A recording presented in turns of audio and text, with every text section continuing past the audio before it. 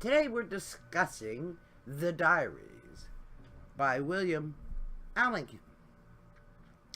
Now, this man comes in the middle of the second-rate English poets during the middle and later 1880s. And he does have some good stuff, but the best thing he ever wrote is his diary. Now, there is a degree of tedium in old diaries, but how many people are on intimate terms with Alfred Lord Tennyson, or Burne-Jones, or the Rosettis? I mean, seriously. And Carlyle, Thomas Carlyle, talked about Ruskin. All these luminaries from way back when that still have some influence today.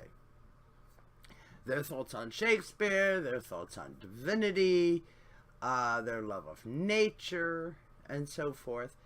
And it's a bit of a biography written in there because he died before his wife, who prepared this particular version in 1907.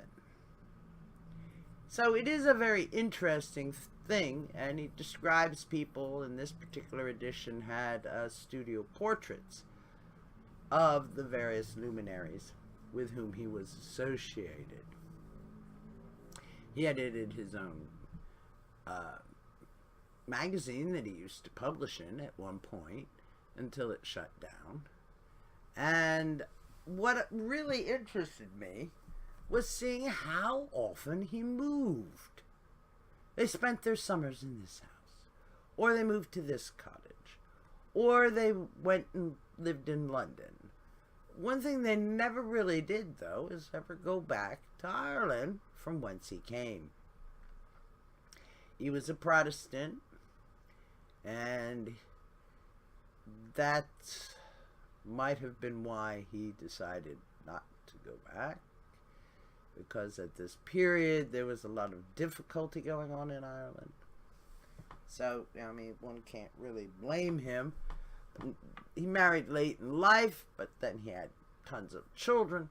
So just when he had enough money to be able to do all of this and to live a nice life, the troubles.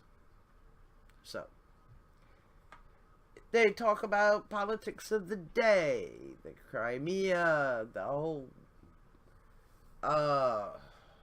thing about empire. So there's a great deal in this book of interest. But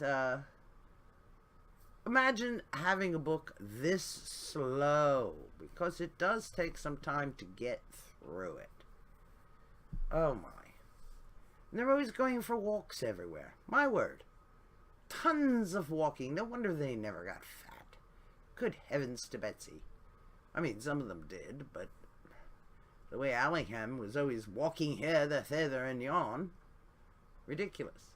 A lot of stuff about anti-aristocrats, of course, because he wasn't one. But he did get a pension of £60. He did have a government job at several points, inspecting boats at Custom House and all this stuff. So, you know, it's he only turned to poetry and writing and prose full time after he got a pension. He was given £60 from here and £100 from there. So he was given, he did have some income, but a rather modest one, even for the time. But still, apparently you could live a life of no monetary problems on £160 a year, for heaven's sakes. Good Lord. Anyway, this book is for those who have time to read and enjoy this book for what it is. It's not a bestseller. It's not a blockbuster. It's not even particularly a beach read unless you like peace and quiet. It's a very peaceful and quiet sort of book, even though he does talk a lot of nonsense, really. Anyway, thank you for watching, and please come again.